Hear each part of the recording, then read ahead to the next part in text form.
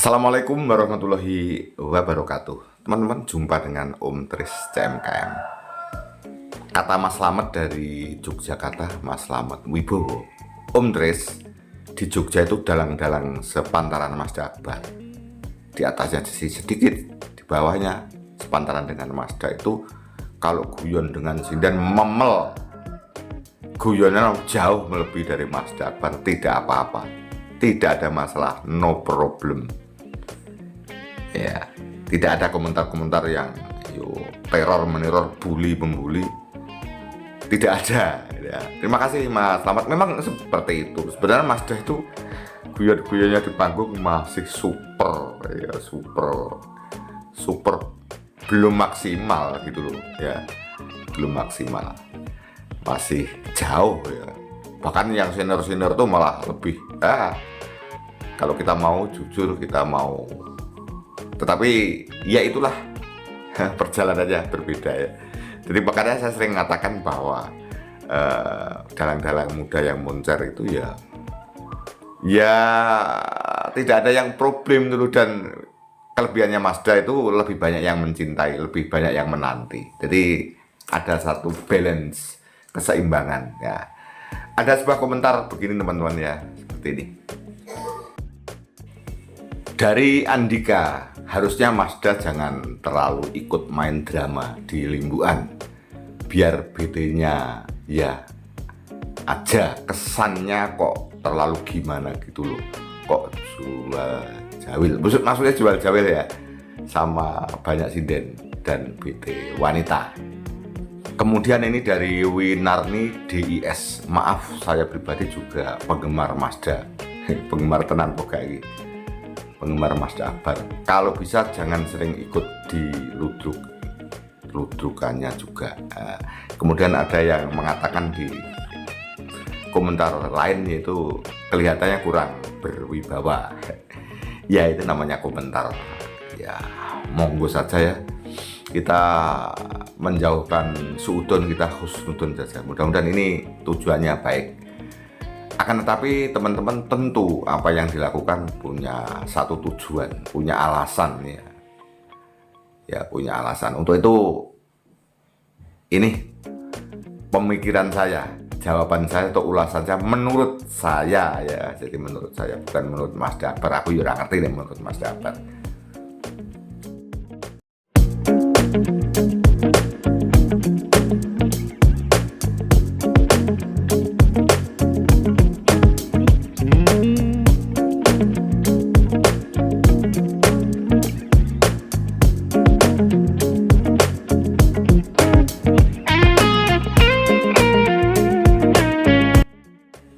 Saya tanggapi yang jual jawil dulu ya teman-teman. Yo, jual jawil antara anak muda dengan anak muda api ae ya, malah seneng menonton itu, seneng ya. Dan jual jawilnya Mazda itu tidak kena loh teman-teman, ora dikenek ya teman-teman. Hanya kalau jawil janggut tidak dikenakan ya, ora kena itu. Aku dulu kok sedek kok gak kena. Mazda tentu mikir antara manfaat karo resiko, pasti dipikir. Ora cipika-cipiki, ora rangkul-rangkulan, ora gendong-gendongan ya. Dadi ora enak sinden sing ngamplok gitu loh ya. Ora ambung-ambungan maksudnya ngono. Ya enak sinden sing ngamplok kan yo otomatis nek kuwi ora setuju aku. Wis gede kelas SMA atau sindennya sudah mahasiswa terus ngamplok yo barangnya sing nyenot itu mesti ketatap gitu. Ya. Jadi masih super wajar, super biasa. Ya, ini saya akan melihat dari dekat teman-teman. Jadi bagaimana gestur bahasa tubuhnya Mazda itu seperti apa.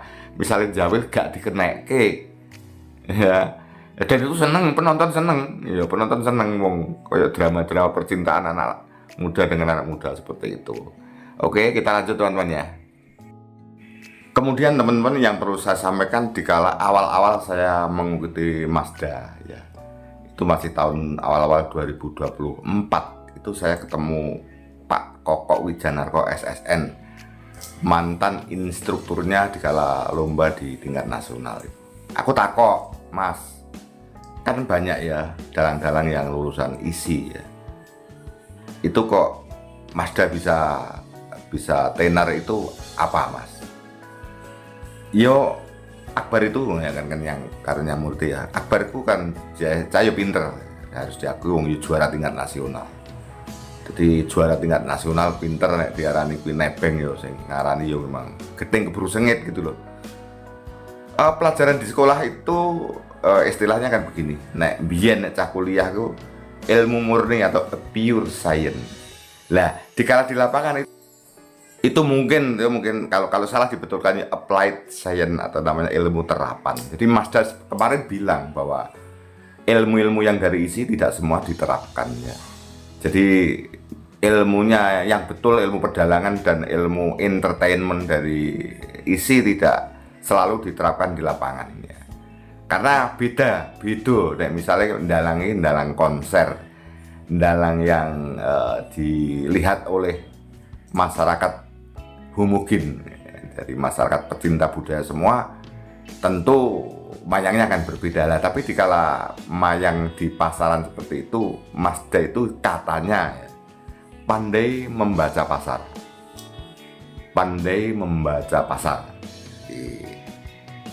ilmu murninya pure science tadi tidak dilaksanakan di applied science-nya gitu loh. Karena pasarnya mintanya seperti apa sih? Sambil berjalan dari kecil, Mazda itu mengikuti apa yang diminta masyarakat dan apa yang bisa saya sampaikan di masyarakat. Jadi apa yang saya bisa lakukan di masyarakat. Nah, kebetulan dijuluki dalang milenial. Dalang milenial itu dalang yang berprogres untuk membuat gebrakan-gebrakan yang wayang itu menjadi bisa digemari masyarakat. Kalau wayangnya tidak begitu angel tuh merebut pasar apalagi dalang yang junior.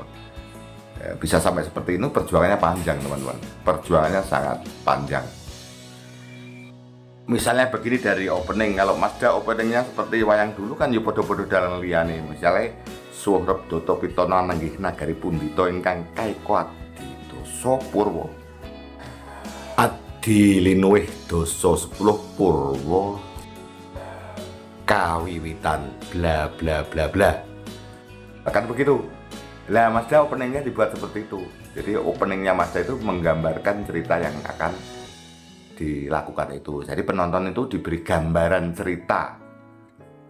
Itu karena tahu bahwa penontonnya itu semua bukan penggemar wayang, jadi diberi jembatan. Ya, diberi kalau guru yang ngajar itu diberi apersepsi.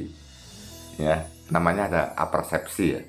Apersepsi itu kira-kira nanti jalan ceritanya seperti ini sehingga penonton itu menjadi berminat untuk menyaksikan. Itu salah satu contohnya seperti itu yang dilakukan dan ada yang mengatakan bahwa Mazda itu the best opening. Macam-macam namanya penggemar boleh hai. Mazda itu the best opening katanya.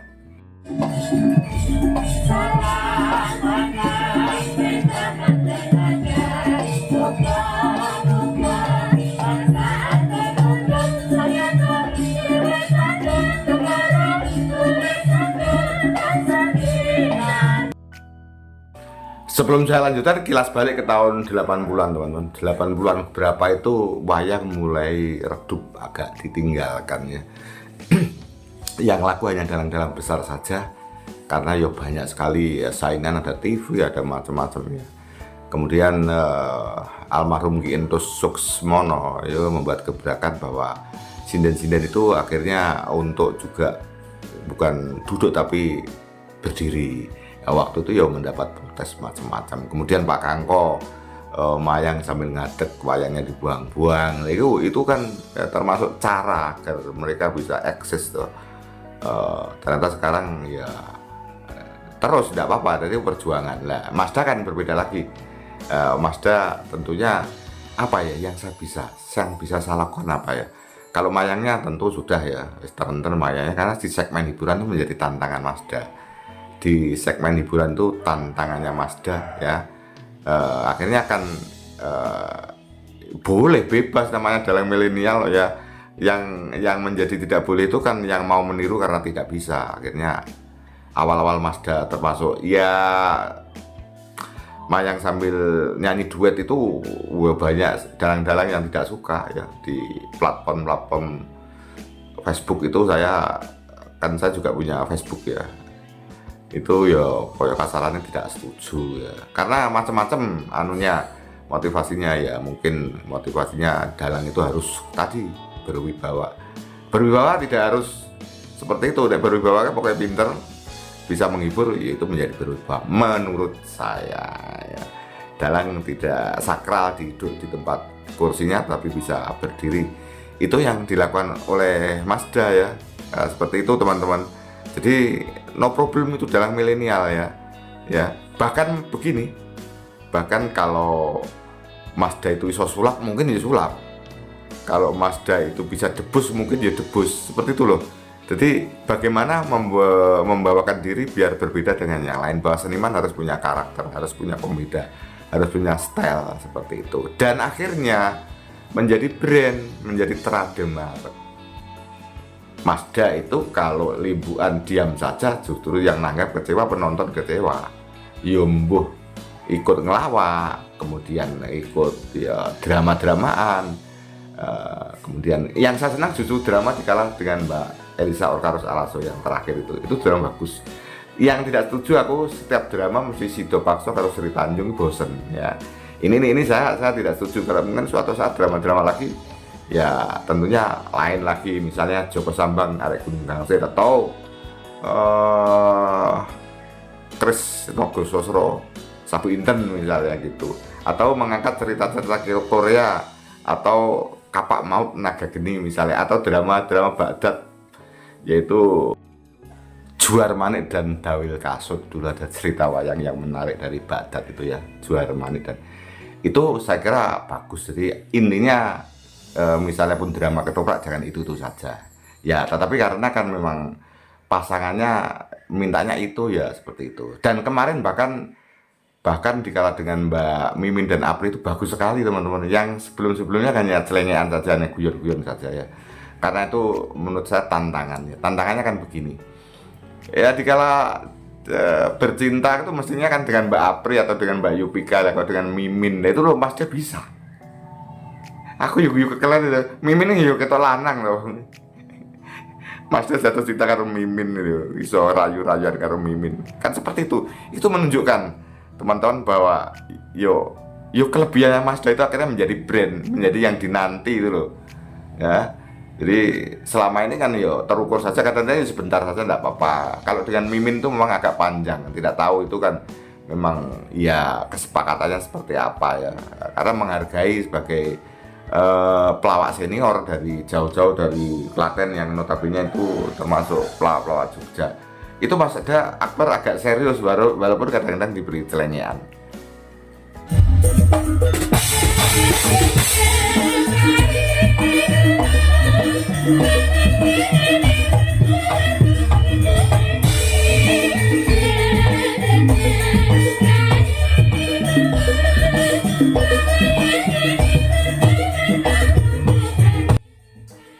Terakhir teman-teman, tentunya Mazda selaku dalang yang sekarang ini dalang kondang, setelah prakteknya kemudian secara teori pasti sangat memahami tentang kaidah-kaidah dalam pagelaran. Yang sering saya katakan bahwa semua pagelaran itu harus ada dinamikanya. Dari pagelaran ke satu, kedua, bagaimana biar tidak bosen, biar tidak jenuh ya. Kalau duet-duet terus ya jenuh, ketoprak-ketoprak ya jenuh. Ya, jadi kadang-kadang ya ketoprak, kadang-kadang ya hanya sebentar saja gugur kewajibannya. Kadang-kadang memang ada permintaan nyanyi ya mungkin hanya bowo saja atau guyon-guyon saja seperti itu. Yang penting Mazda itu hadir ya. Hadir itu bisa duduk, bisa berdiri sesuai dengan mood, sesuai dengan situasi dan kondisi. Teman-teman dan sahabat yang mungkin banyak yang tidak tahu ya bahwa jika kalau arah pentas itu yang dipikir lebih panjang daripada yang dilaksanakan. Misalnya kan, wah pentas dengan ini, dengan pelawak ini, dengan cinden ini, cak-cakannya nanti apa ya, yang akan dilaksanakan apa ya. Bahkan misalnya pengen menghidupkan, membantu Mbak Yupika biar belajar acting, biar belajar public speaking, ya Mas tentu membuat skenario, membuat naskah atau membuat rambu-rambu nanti begini. Itu mikir teman-teman, itu mikir karena begini ya, sudah terlanjur terkenal, jangan sampai pentas yang ini menarik, pentas berikutnya tidak. pentas itu harus tetap konsisten.